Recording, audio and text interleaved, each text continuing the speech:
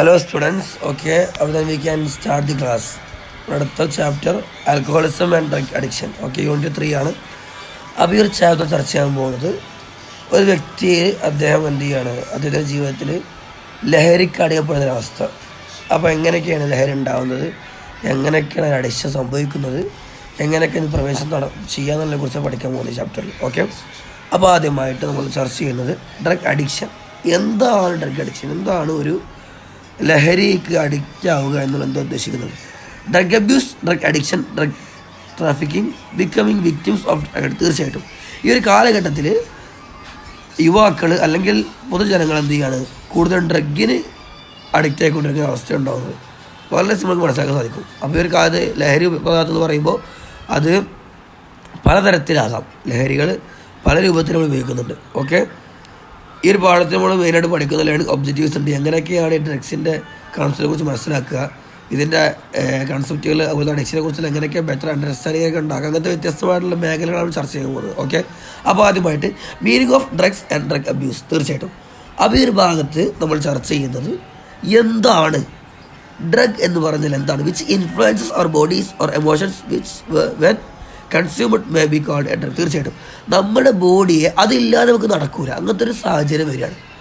അപ്പോൾ അത് സ്ഥിരമായിട്ട് കൊണ്ട് തന്നെ ഒരു കാലഘട്ടം, ഒരു സമയത്തേക്ക് നമുക്കത് ഇല്ലാതെ നടക്കൂല. അങ്ങനത്തെ ഒരു അവസ്ഥ വരുമ്പോഴാണ് അഡിക്ഷൻ എന്ന് പറയുക. ഓക്കെ, അപ്പോൾ എങ്ങനെയൊക്കെയാണ് ഈ അഡിക്ഷൻ സംഭവിക്കുക? അവിടെ അടിയായിട്ട് പറയുന്നുണ്ട് യൂസ് വിത്തൗട്ട് മെഡിക്കൽ അഡ്വൈസ്, അതുപോലെ തന്നെ use for excessively long period of time. തീർച്ചയായിട്ടും അപ്പോൾ എത്ര ഒരു കാലഘട്ടം, എത്ര ഒരു കാലയളവ് ഉപയോഗിക്കുകയാണെങ്കിൽ അഡിക്റ്റ് ആവും. അങ്ങനെയൊക്കെ നമുക്കത് മനസ്സിലാക്കാൻ സാധിക്കും. ഓക്കെ, അടുത്ത ഹെഡിങ് മീനിങ് ഓഫ് അഡിക്ഷൻ. എന്താണ് അഡിക്ഷൻ, മീനിങ് എന്താണ്? അപ്പോൾ ഈ ഒരു ഭാഗത്തെ നമ്മൾ ചർച്ച ചെയ്യുന്നത് വ്യത്യസ്തമായ രൂപത്തിൽ നടത്തിയ അമേരിക്ക പോലത്തെ രാജ്യങ്ങൾ നടത്തിയ പഠനങ്ങൾ അടിസ്ഥാനപ്പെടുത്തിയിട്ട് എങ്ങനെയൊക്കെയാണ് ഒരു അഡിക്ഷൻ്റെ മീനിങ് ഒക്കെ നമുക്ക് അർത്ഥമാക്കാൻ സാധിക്കും. അവിടെ the World Health Organization defines drug addiction as repeated use of a psychotic substance or substances to the extent that the user. Okay, നമ്മൾ നേരത്തെ പറഞ്ഞ പോലെ തന്നെ നിശ്ചിത ഒരു കാലയളവിൽ ഒരു വ്യക്തി എന്ത് ചെയ്യാണ്, അദ്ദേഹം ഡ്രഗിന് അഡിക്റ്റ് ആയിക്കൊണ്ടിരിക്കുക. അതിൻ്റെ യൂസിൻ്റെ ഉപയോഗത്തിൻ്റെ ആധിക്യം മൂലം അദ്ദേഹം എന്താണ്, ഒരു വസ്തുവിൽ അഡിക്റ്റ് ആയിക്കൊണ്ട് അതില്ലാതെ അദ്ദേഹത്തിന് ഒരു ജീവിതം മുന്നോട്ട് കൊണ്ടുപോകാൻ കഴിയാത്തൊരവസ്ഥ വരിക. ഓക്കെ, അടുത്തായിട്ട് നമ്മൾ ചർച്ച ചെയ്യാൻ പോകുന്നത് signs of drug dependence. Drug ഡിപ്പെൻഡൻസിൻ്റെ അടയാളങ്ങൾ ചർച്ച ചെയ്യാൻ പോകുന്നത്. ഓക്കെ, അപ്പോൾ അവിടെ വ്യത്യസ്തമായ രൂപത്തിൽ 5, 6, 7 ഇങ്ങനെ 10ലേറെ കാര്യങ്ങൾ എന്ത് ചെയ്യും ചർച്ച ചെയ്യുന്നുണ്ട്. അവിടെ persons experiencing ecstatic panic and exhibiting anxiety. തീർച്ചയായിട്ടും അപ്പോൾ ഈ ഒരു കാലങ്ങളിൽ കിട്ടാതിരിക്കുമ്പോൾ അവർക്ക് ഉണ്ടാകുന്ന റിയാക്ഷൻസ്, അതുപോലെ തന്നെ അവർക്ക് അവർ ചെയ്ത് കൂട്ടുന്ന കാര്യങ്ങൾ, അപ്പോൾ ഇത് കിട്ടിയില്ലെങ്കിൽ ആ നേരത്തെ അവർക്ക് ഉണ്ടാകുന്ന പലതരത്തിലുള്ള കാര്യങ്ങളുണ്ട്. അതൊക്കെ മനസ്സിലാക്കാൻ സിമ്പിളായിട്ട് നമുക്ക് മനസ്സിലാക്കാൻ സാധിക്കും. ഓക്കെ, അപ്പോൾ നമുക്ക് കൂടുതലായിട്ട് ഈ ഒരു കാലയളവിൽ നമ്മൾ ചിന്തിക്കുകയാണെങ്കിൽ നമ്മൾ പൊതുവെ സമൂഹത്തിൽ നടക്കുന്ന കാര്യം നമുക്ക് നോർമലി ചിന്തിച്ചാൽ കിട്ടുന്ന കാര്യമാണ്. ഓക്കെ, ഇനി ഡ്രഗ്സിൻ്റെ ടൈപ്സ് പറയുന്നുണ്ട്. അവിടെ ഡിപ്രസൻസ്, അതുപോലെ തന്നെ ഹലൂസിനോട്സ്, അതുപോലെ വ്യത്യസ്തമായ ഡ്രഗ്സിൻ്റെ ടൈപ്പുകൾ ചർച്ച ചെയ്യുന്നുണ്ട്. ഓക്കെ, അപ്പോൾ നെർവസ് സിസ്റ്റത്തെ ബാധിക്കുന്ന തരത്തിലുള്ള ഇതുണ്ട്, അതുപോലെ തന്നെ ഹൃദയത്തെ ബാധിക്കുന്ന, നമ്മുടെ ടേസ്റ്റിനെ ബാധിക്കുന്ന, നമ്മുടെ സ്മെല്ലിനെ ഫീലിനൊക്കെ ബാധിക്കുന്ന രൂപത്തിലുള്ള ഡ്രഗുകളുണ്ട്. അങ്ങനെ വ്യത്യസ്തമായ നമ്മുടെ ഞരമ്പിൻ്റെ വ്യവസ്ഥകളെ ബാധിക്കുന്ന ഡ്രഗുകളൊക്കെ വേറെ വേറെ ഇട്ട് പറയുന്നുണ്ട്. ഓക്കെ, അടുത്തായിട്ട് നമ്മൾ ചർച്ച ചെയ്യുന്നത് എന്താണ്, അടുത്തായിട്ട് ചർച്ച ചെയ്യാൻ പോകുന്നത് നമ്മൾ വ്യത്യസ്തമായ ഡ്രഗ് അടിയായിട്ട് പറയുന്നുണ്ട്. അവിടെ തന്നെ ഓരോന്നിന് വ്യത്യസ്തമായിട്ട് സൂചിപ്പിക്കുന്നുണ്ട്. നമുക്ക് നോക്കിയാൽ മനസ്സിലാവും. അവിടെ ആദ്യമായിട്ട് നമ്മളെ ഡ്രഗ്സിന് ഉദാഹരണം പറയുമ്പോൾ ആൽക്കഹോൾ ഉണ്ട്, അതുപോലെ തന്നെ കാനബീസ് ഉണ്ട്, അതുപോലെ തന്നെ കേറ്റമിൻ ഉണ്ട്, അതുപോലെ തന്നെ വ്യത്യസ്തമായ കാര്യങ്ങൾ ചർച്ച ചെയ്യുന്നുണ്ട്. ഓക്കെ, സിമ്പിളാണ്, നോക്കി കിട്ടാനേ ഉള്ളൂ. അടുത്തായിട്ട് ഈ അഡിക്ഷൻ്റെ കോസസ് എന്തൊക്കെയാണ്? തീർച്ചയായിട്ടും അവിടെ നമ്മൾ ചർച്ച ചെയ്യുന്നത് ഒരു അഡിക്ഷൻ്റെ കാരണങ്ങൾ എന്തൊക്കെയാണ്.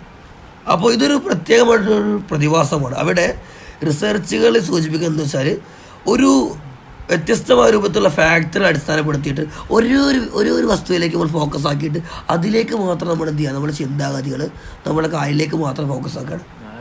അപ്പോൾ ഇതേ ഒരു വ്യക്തി എന്ത് ചെയ്യാണ്, അദ്ദേഹം ഈ ഒരു വസ്തു ഉപയോഗിച്ചിട്ട് ഇത്ര കാലം, ഒരു 6 മാസം അല്ലെങ്കിൽ ഒരു കൊല്ലൊക്കെ ഉപയോഗിച്ചിട്ട് ഇതിൽ അഡിക്റ്റ് ആയിക്കൊണ്ട് ഇത് കിട്ടാതെ അതിൽ കഴിയാത്തൊരവസ്ഥ വരിക. ഓക്കെ, അതൊക്കെ ഒരു അഡിക്ഷൻ്റെ കോസ്റ്റ് ഒക്കെ പറയാൻ സാധിക്കും. അവിടെ വ്യത്യസ്തമായ ക്വസ്റ്റ്യൻസ് പറയുന്നുണ്ട്.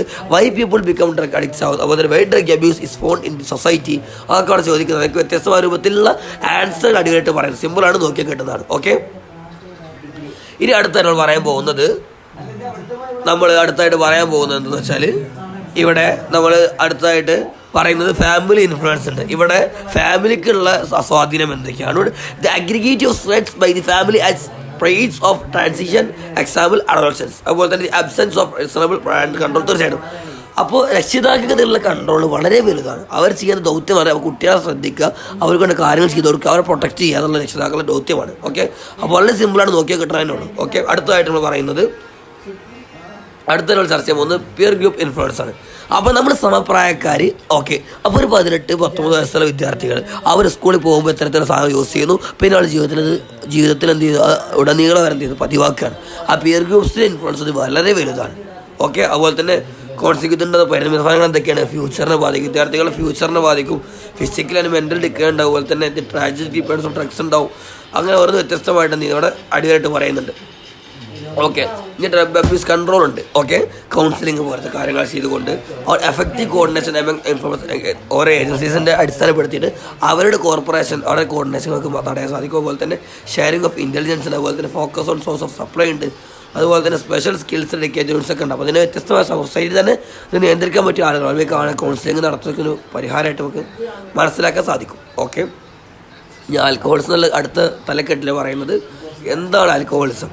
ഓക്കെ, അപ്പോൾ കമ്പൽസറി ഡ്രിങ്കിങ്ങിനോട് ഉണ്ടാകുന്നതാണ്. തീർച്ചയായിട്ടും വ്യത്യസ്തമായ രൂപത്തിലുള്ള ഡ്രിങ്ക്സ് ഉപയോഗിച്ചിട്ട് നമ്മൾ ഉണ്ടാകുന്ന ആൽക്കഹോൾ, ഓക്കെ, കള്ള് പോലത്തെ വസ്തുക്കൾ ഉപയോഗിച്ച് നമുക്ക് ഉണ്ടാകുന്ന ആൽക്കഹോളിസം. ഓക്കെ, സിമ്പിളാണ്.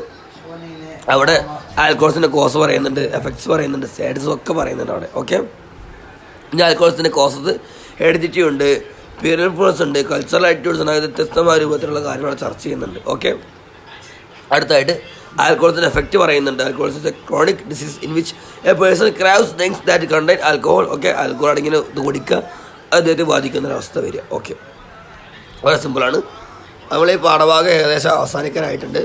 ആൽക്കഹോളിസിൻ്റെ സ്റ്റേജസ് പറയുന്നുണ്ട്, വ്യത്യസ്തമായിട്ട് അവിടെ എന്ത് ചെയ്യുന്നുണ്ട് നമുക്ക് മനസ്സിലാക്കാൻ സാധിക്കും. Need for more alcohol for the same effects ഉണ്ട്, അതിന് ഓരോന്ന് വ്യത്യസ്തമാക്കിയിട്ട് എന്ത് ചെയ്യുന്നുണ്ട് ഇവിടെ പറയുന്നുണ്ട്. പിന്നെ ആൽക്കഹോളിസിൻ്റെ ട്രീറ്റ്മെൻറ്റ് പറയുന്നുണ്ട്. അവിടെ നമ്മൾ എടുക്കാൻ ട്രീറ്റ്മെൻറ്റുകൾ എന്തൊക്കെയാണ്, അതുപോലെ ഘട്ടം ഘട്ടമായിട്ട് നമ്മൾ ചെയ്യുന്ന ട്രീറ്റ്മെൻറ്റുകളുണ്ട്. ഓക്കെ, അപ്പോൾ അവിടെ ഓരോ നടുവായിട്ട് പറയുന്നുണ്ട്. നമ്മൾ സപ്പോർട്ട് ഗ്രൂപ്പ് പറയുന്നുണ്ട്. നിങ്ങൾ 12 സ്റ്റെപ്പ് ഉണ്ട്, ഇതിൽ പ്രോഗ്രാംസ് ഉണ്ട്. ഇത് പെട്ടെന്ന് മാറൂല. അപ്പോൾ ഓരോ ഘട്ടം ഘട്ടമായിട്ട് ചെയ്ത് തീർക്കേണ്ട കാര്യങ്ങളെക്കുറിച്ച് ചർച്ച ചെയ്യുന്നുണ്ട്. ഓക്കെ, അപ്പോൾ ഈ പാഠം അവസാനിക്കുകയാണ്. അപ്പോൾ ആൽക്കഹോൾ എന്ന് പറയുമ്പോൾ നമ്മൾ മനസ്സിലാക്കാനുള്ളത്, തീർച്ചയായിട്ടും ഒരു വ്യക്തി തരത്തിലുള്ള അഡിക്റ്റായി കഴിയുമ്പോൾ പിന്നെ ഫ്യൂച്ചറിനെ ബാധിക്കുകയാണ്. ഡ്രഗ്സൊക്കെ അതുപോലെ തന്നെ. അപ്പോൾ ശ്രദ്ധിക്കുക, പാഠം സിമ്പിളാണ്, നോക്കിയാൽ കിട്ടും. ഓക്കെ, സംശയമുണ്ട് കമൻറ്റ് ചെയ്യുക. ഓക്കെ.